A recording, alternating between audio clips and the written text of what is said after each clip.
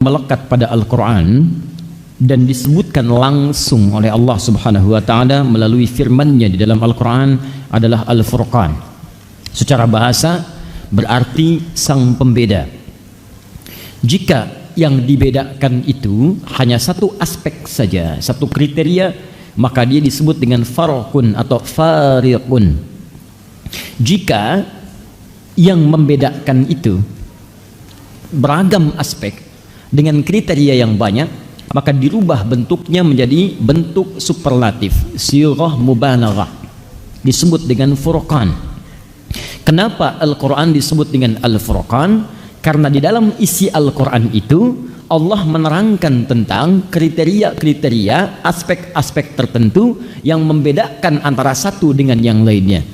Apa di antara contohnya? Misal, di dalam Al-Quran Allah bedakan antara sifat-sifat Khalik dengan makhluk. Apa tujuannya? Untuk memudahkan kita kemudian ketika akan menguatkan keyakinan kita tentang ketuhanan Allah Subhanahu wa Ta'ala. Jadi kalau ada yang menyoal Anda, kenapa Anda memilih Islam? Kenapa Anda menetapkan Tuhannya Allah? Anda bisa menjelaskan. Maka dijelaskan oleh Al-Quran, ini loh beda Tuhan dengan makhluk begini, beda Khalik dengan makhluk begini. Saya tetapkan Allah karena hanya pada Allah lah semua sifat ketuhanan berkumpul dan beda dengan makhluk. Bagaimana cara menerangkannya? Buka Al-Quran. Maka disampaikan oleh Al-Quran, prinsip pertama, Khalik Tuhan mesti beda dengan makhluk. Mesti beda. Jadi kalau makhluk punya sifat-sifatnya tidak boleh sama dengan Khalik. Maka muncul keterangan Allah, laisa kamitslihi syai'. Tidak boleh ada yang serupa dengannya. Tidak boleh. Karena itu kalau makhluk itu berpasangan, manusia makhluk berpasangan, hewan makhluk berpasangan, tumbuhan makhluk berpasangan, maka manusia, hewan, tumbuhan tidak boleh dipertuhankan. Kenapa? Karena dia memiliki sifat-sifat makhluk yang tidak boleh dimiliki oleh Tuhan, tidak boleh sama. Sebab kalau sifat Tuhan sama dengan sifat makhluk, maka nanti akan muncul setiap makhluk merasa diri sebagai Tuhan. Jelas sampai sini? Nah, apa di antara sifat manusia? Turunkan. Manusia melahirkan dan dilahirkan. Maka dari itu, jika ada kemudian yang diklaim sebagai Tuhan punya sifat melahirkan atau dilahirkan, dia tidak melahirkan tapi dilahirkan, maka dia bukan Tuhan. Ingat, karena prinsip pertama, Tuhan mesti beda dengan makhluk. Kalau makhluk melahirkan, Tuhan tidak boleh melahirkan.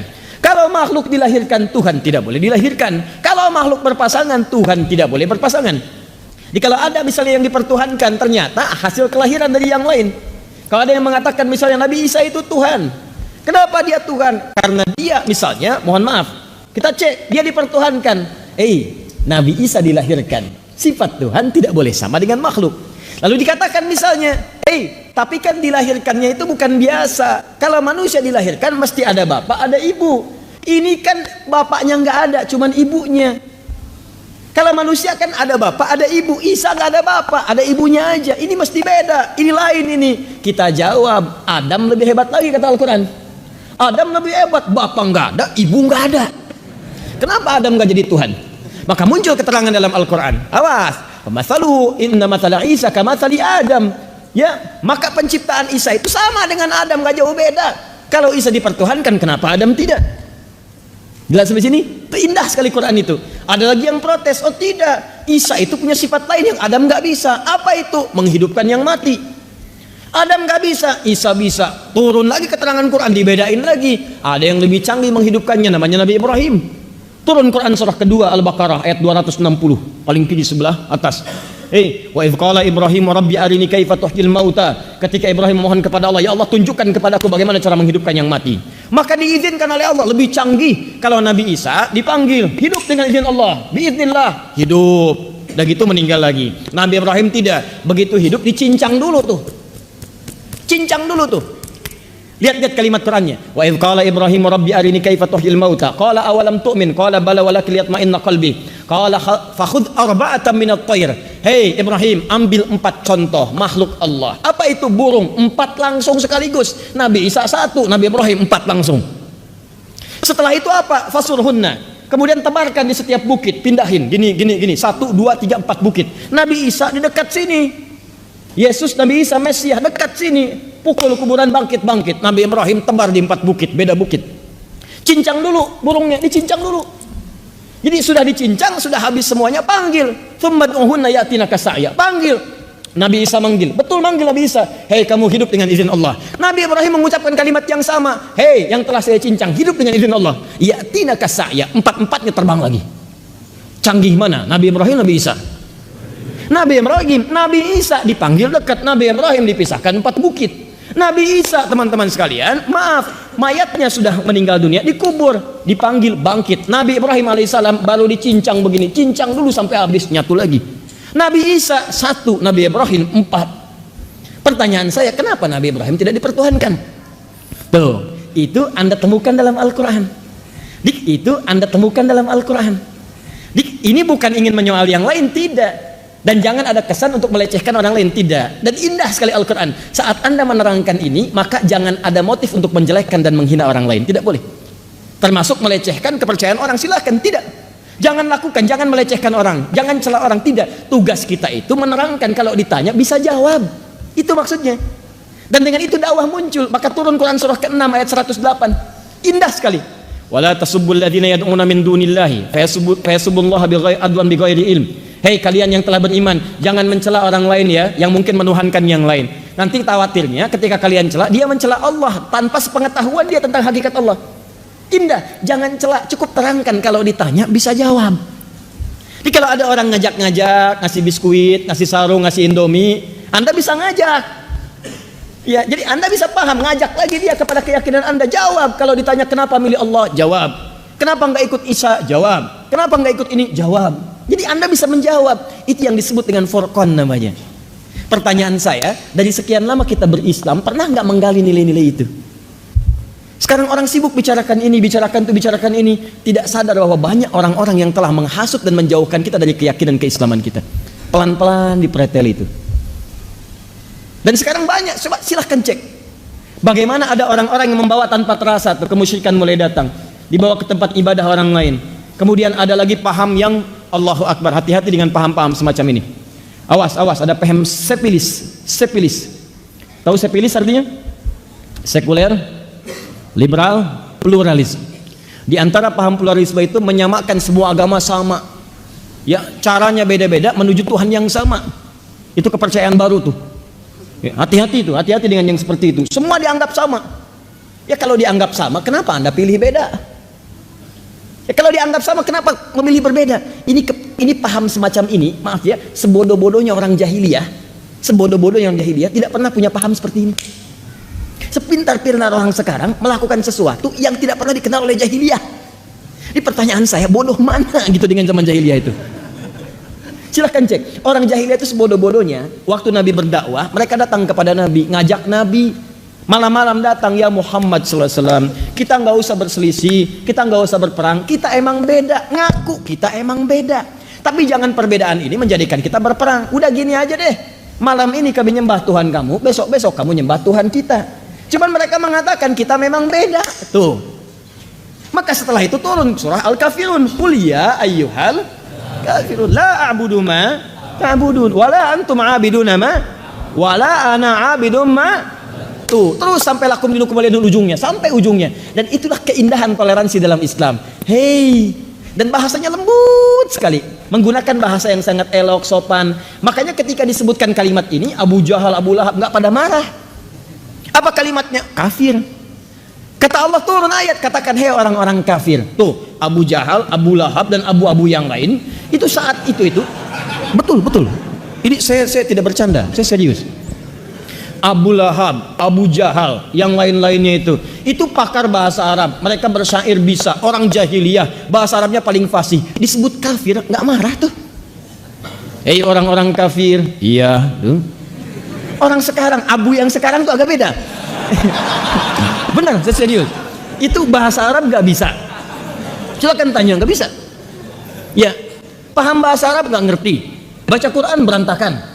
Ya hadis tidak paham. Dan seterusnya. Kemudian dipanggil kafir, marah. Ya, yang paling menarik bukan dia yang dipanggil, kok dia yang marah gitu. Kan agak aneh itu. Ya, itu kan agak aneh. Dan itu sebetulnya kalimat kafir itu kalimat sopan sekali.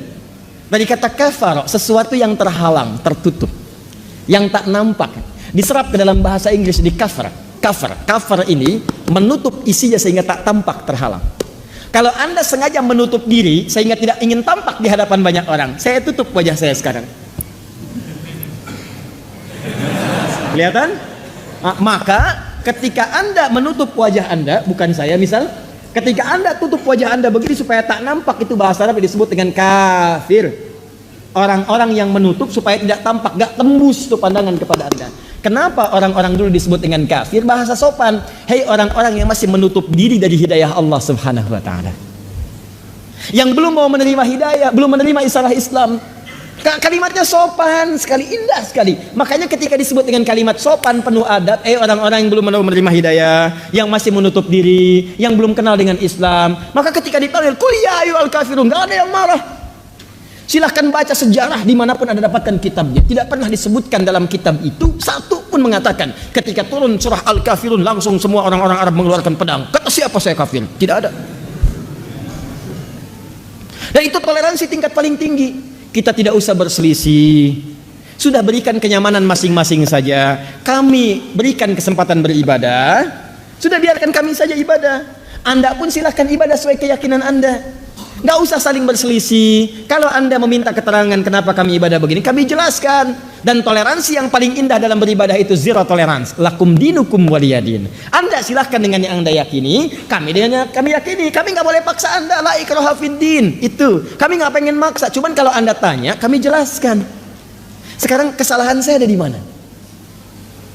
Kesalahan kami ada di mana? Kami nggak pernah paksa Anda. Kami nggak nuntut Anda ibadah dengan kami pula. Kami pun tidak memaksa Anda ikut dengan kami. Kami malah menawarkan kalau ingin ibadah silahkan aja. Kami hanya terangkan begini. Kami ibadah seperti ini. Salahnya di mana? Dan kalimatnya indah. Nggak pernah Anda direndahkan di situ. Nggak ada kalimat hewan. Anda tidak disebut misalnya kambing, sapi, domba dan sebagainya. Anda tidak disebut tersesat. Anda tidak disebut misalnya macam-macam. Tidak ada. Silahkan cek. Kalimatnya indah. Dan itulah bahasa Al-Quran. Dakwah dengan hikmah, akhlak, kalimat-kalimat yang indah. Nah, itu Anda temukan dalam Al-Quran. Gak boleh mencela, tapi ketika diterangkan punya jawaban. Harus begitu. Di keyakinan itu kuat. Fa'lam annahu la ilaha illallah. Quran surah 47 ayat 19. Mesti punya ilmu untuk menetapkan tiada Tuhan selain Allah. Jadi kalau ditanya, jawab. Ini sudah gak bisa jawab, Indomie diterima. Indah lagi. Tuhan kita itu tidak semurah Indomie. Jelas? Nah, itu contoh yang pertama. Kalau Anda nanti bahas lagi banyak contohnya. Banyak. Nah, contoh kedua misal, apa bedanya orang munafik dengan orang yang taat? Orang yang taat dengan orang ahli maksiat. Kalau Anda ingin lihat ciri-ciri orang munafik, gak kelihatan. Kadang bergaul dengan kita, kadang-kadang kalimatnya menarik, retorikanya begitu cantik kayak yang benar, padahal itu musuh yang paling nyata. Nah, dari mana Anda bisa mengidentifikasi kalau ini orang bermasalah? Buka Al-Quran. Maka di situ akan dibedakan. Ini ciri orang munafik begini. Kalau dengan Anda, dia bisa mengangkat-angkat Anda. Di belakang dia jadi masalah. Langsung dikasih contoh. Ini teorinya, ini ciri-cirinya, ini sifat-sifatnya. Contoh zaman nabinya seperti ini. Contoh zaman sekarangnya kekinian. Ada ditemukan. Ada semuanya. Dan itu ketika Anda bawa ke dalam pergaulan, Anda akan temukan. Bukan cuma urusan agama aja. Nanti di kantor Anda bisa temukan. Orang-orang dekat dengan Anda, begitu jabatannya didapatkan, Anda didepak kemudian. Ada. Di bisnis, ditempel Anda. Begitu proyeknya dapat, Anda dibuang. Ada. Ada. Kalau Anda tidak identifikasi dari awal, Anda yang terjerumus nantinya. Nah, itulah Al-Furqan.